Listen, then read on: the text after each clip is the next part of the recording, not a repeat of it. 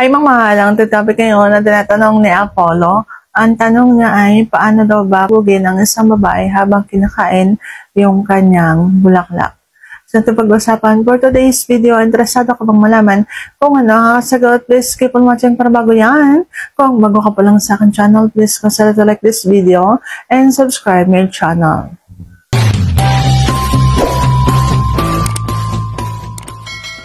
So, ano nga ba ang dapat mong gawin para magkaganito ang isang babae habang kinakain mo siya? Ang sagot ko ay dahan-dahanin mo. Yung bang tatakawin mo ng iyong dila habang dahan-dahan kang lumalapat doon sa kanyang bulaklak. Huwag patulis ang iyong dila. Dapat po palapad kasi mas nakakakiliti ang malambot na dila. So, ganun po. At paglalaanan mo ng oras yung pagkiliti doon sa pasas sa kanyang bulaklak. Nandun lamang po talaga yung pinaka nakakiliti para sa isang babae. Doon lamang magtatagal.